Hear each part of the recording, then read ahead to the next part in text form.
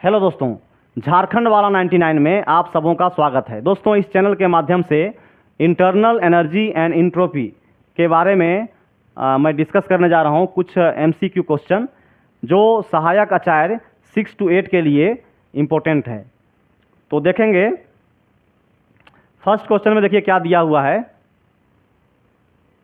First question में दिया हुआ है internal energy of system changes in. देखिए इंटरनल एनर्जी ऑफ सिस्टम किसमें चेंज होता है, तो यहाँ पे 4 ऑप्शन है। Isothermal change, adiabatic, free expansion and cyclic process.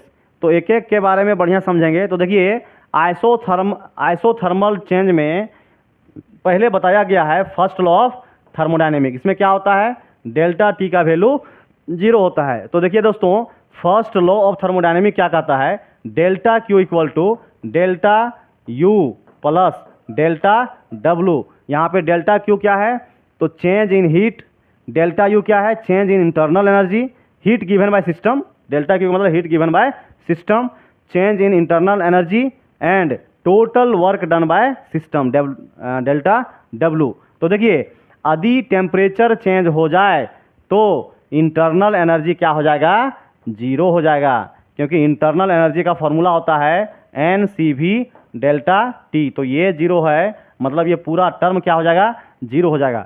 तो इस कंडीशन में देखिए जब इंटरनल एनर्जी ही 0 हो गया तो यहाँ पे इंटरनल एनर्जी में चेंज का सवाल ही पैदा नहीं होता है। मतलब ये ऑप्शन तो ऐसे भी गलत हो गया।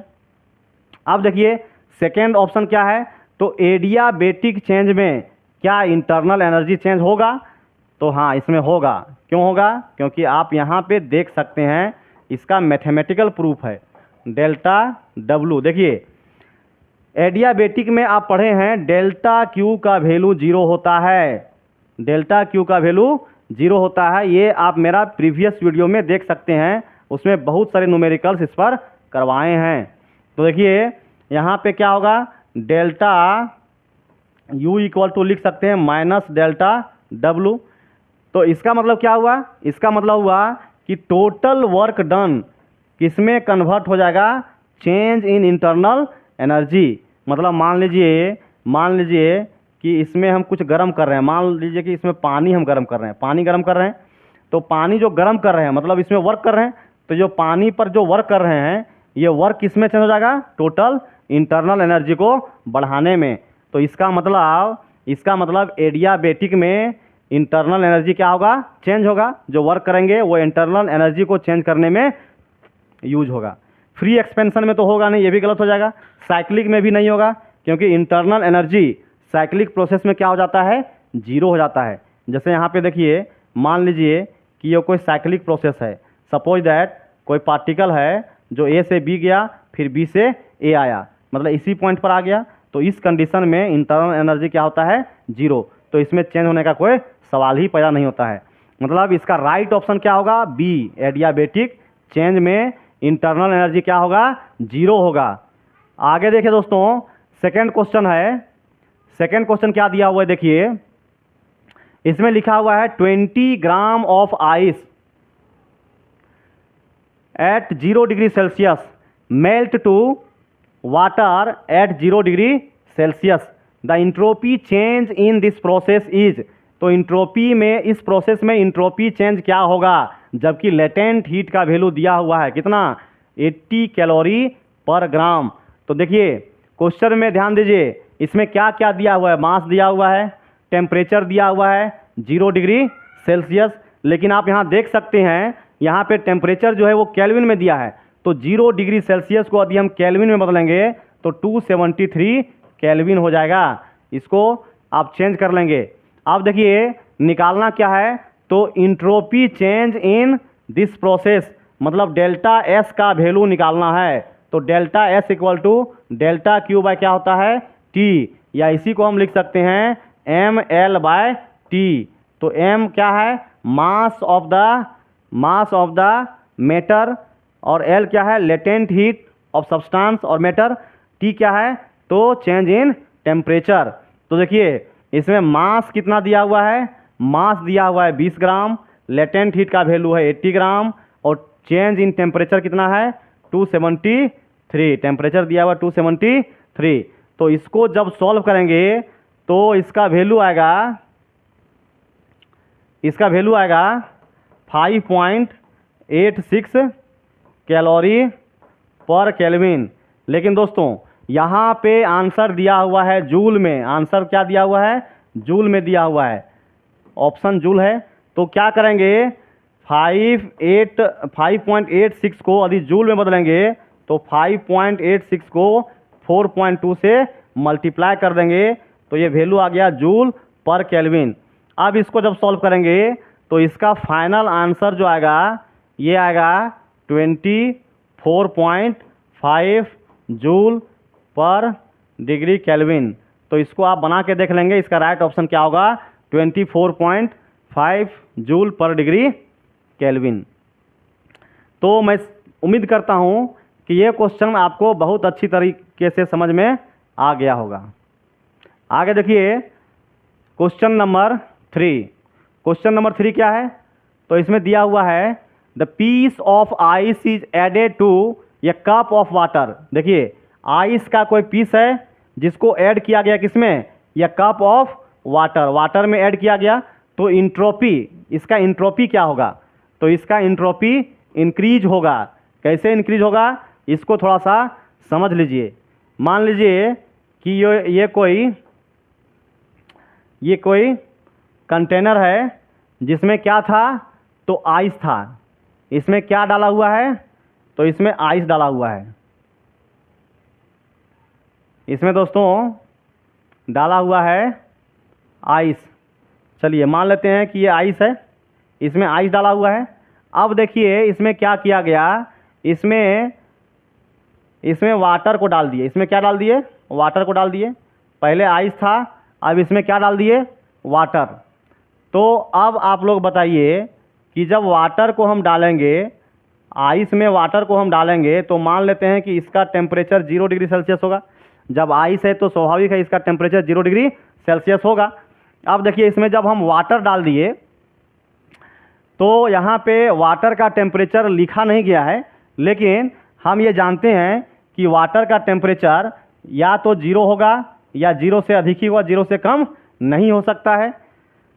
0 से मान लेते हैं कि 0 से अधिक ही होगा, वाटर है तो। अब देखिए तो अब टेम्परेचर जब वाटर का 0 डिग्री सेल्सियस से अधिक है तो क्या होगा, इसको मेल्ट, जो ये मेल्ट हो रहा था या मेल्ट नहीं भी हो रहा था, तो अब वाटर क्या करेगा, इसको मेल्ट करेगा, क्योंकि टेम्परेचर अधिक है। टेम्परेचर, बाहर का टेम्परेचर अधिक है और आइस का टेम्परेचर कम है। तो ये टेम्परेचर किसको प्रोवाइड करेगा, आइस को। मतलब इसका जो रेंडमनेस है, इसका ओवरऑल रेंडमनेस क्या होगा, बढ़ जाएगा। टेम्परेचर बढ़ने पर इंट्रोपी बढ़ता है। क्यों बढ़ता है, क्योंकि टेम्परेचर बढ़ने से रेंडमनेस बढ़ता है। मतलब पार्टिकल ज़्यादा मूव करेंगे।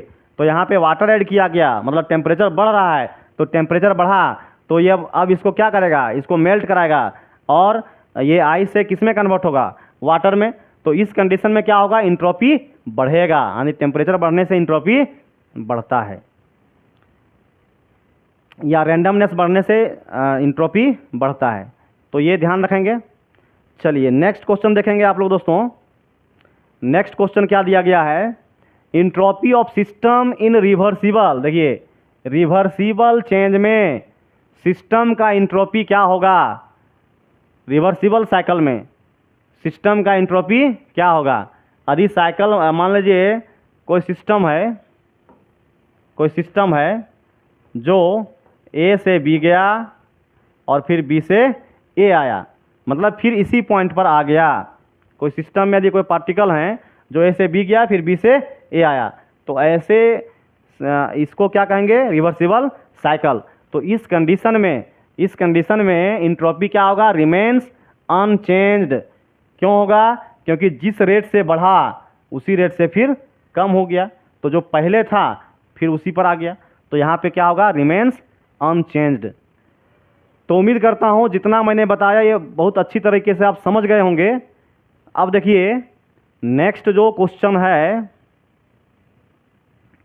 Question number 5, super fluid super fluid का क्या होता है? तो जीरो इंट्रोपी। सुपर फ्लूइड उसको कहेंगे जिसका रेंडमनेस बहुत कम होता है या लगभग जीरो होता है, तो इंट्रोपी भी क्या होगा? जीरो होगा। अब देखिए क्वेश्चन नंबर 6 पर चलते हैं। क्वेश्चन नंबर 6 क्या दिया गया है दोस्तों, देखेंगे। इसमें लिखा हुआ है 10 ग्राम ऑफ आइस। आइस कितना लिया गया? 10 ग्राम। कन्वर्ट इनटू वाटर, ये वाटर में कन्वर्ट हो रहा है। 10 ग्राम आइस किस में कन्वर्ट हो रहा है? वाटर में। At constant temperature, temperature constant है कितना? 0 डिग्री सेल्सियस। और यहाँ पे आंसर दिया हुआ है केल्विन में, तो इसको 273 केल्विन में चेंज कर लेंगे। अब देखिए ये मास भी दिया हुआ है, मास कितना दिया हुआ है? तो 10 ग्राम, आप देख सकते हैं। तो चेंज इन इंट्रोपी, इंट्रोपी में चेंज क्या होगा ये निकालना है कैलोरी पर केल्विन में। तो देखिए डेल्टा एस के बारे में अभी हम बताए, ये चेंज इन इंट्रोपी है। डेल्टा क्यू बाय टी, तो एम एल बाय टी, तो एम कितना है? एम है 10, एल कितना है? देखिए यहाँ पे एल का मतलब लेटेंट हीट, एल का मतलब लेटेंट हीट। तो ये इसका वैल्यू दिया हुआ नहीं है क्वेश्चन में, इसका वैल्यू पहले हम बताएं। यदि ये क्वेश्चन में लिखा हुआ नहीं रहेगा तो भी याद रखेंगे। लेटेंट हीट ऑफ वाटर कितना होता है? 80 होता है। और टेम्परेचर दिया हुआ है 273। 0 डिग्री सेल्सियस को किस में चेंज कर लेंगे? केल्विन में। तो ये जब सॉल्व करेंगे तो इसका वैल्यू आएगा 2.93। राइट ऑप्शन क्या होगा? सी। तो इसको सॉल्व करके देख लेंगे। आगे देखते हैं क्वेश्चन नंबर 7। तो क्वेश्चन नंबर 7 देखिए क्या है। The temperature of an ideal gas, ideal gas का टेम्परेचर इज केप्ट कांस्टेंट, ये टेम्परेचर को कांस्टेंट किया जा रहा है। टेम्परेचर कांस्टेंट है मतलब ना तो बढ़ रहा है ना तो घट रहा है। As it expand during this process the internal energy of gas, तो इसका as it expand during this process, इस प्रोसेस में यदि एक्सपेंड होता है तो इंटरनल एनर्जी ऑफ गैस क्या होगा?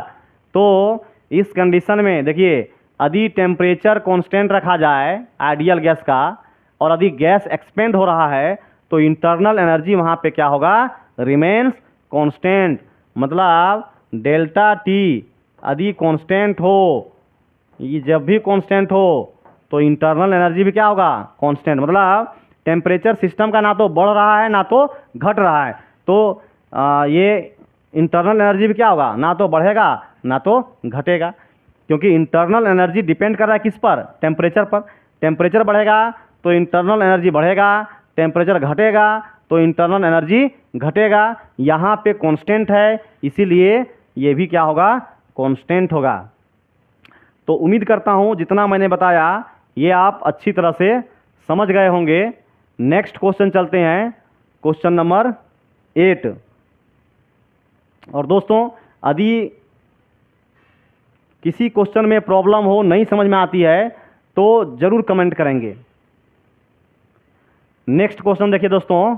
For an irreversible process the entropy of system, देखिए इरेवर्सिबल प्रोसेस में सिस्टम का जो इंट्रोपी होगा ये क्या होता है? तो में इंक्रीज और में डिक्रीज। इरेवर्सिबल प्रोसेस में इंट्रोपी प्रोसेस में इंट्रोपी ऑफ सिस्टम, सिस्टम का इंट्रोपी क्या होगा? या तो घट सकता है या तो बढ़ सकता है। नेक्स्ट क्वेश्चन देखेंगे, क्वेश्चन नंबर 8 तक हो गया। अब देखिए क्वेश्चन नंबर 9, क्वेश्चन नंबर 9 में चलते हैं। इसमें देखिए क्या दिया हुआ है। 1000 ग्राम of ice of 0 degree Celsius temperature दिया हुआ है। तो यहाँ पे केल्विन में बदलेंगे 273 kelvin. Is converted into water, ये वाटर में कन्वर्ट किया गया। At the same temperature, temperature same है। The change in entropy, entropy में क्या चेंज होगा? लेटेंट हीट का वैल्यू दिया हुआ है। वाटर का क्या होता है? 80 कैलोरी पर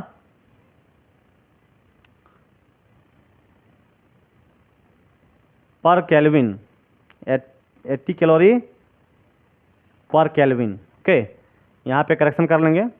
अब यहाँ पे देखिए,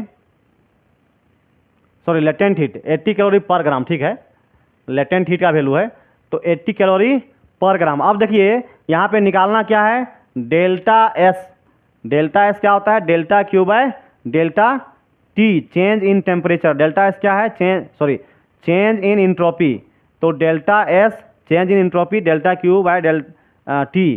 तो डेल्टा क्यू का जो फॉर्मूला होता है M L by T. M क्या है, मास ऑफ द सब्सटेंस या मैटर, एल क्या है, लेटेंट हीट, और टी क्या है, टेम्परेचर। तो देखिए मास कितना दिया हुआ, ये सॉल्व किया हुआ क्वेश्चन है, 1080 273।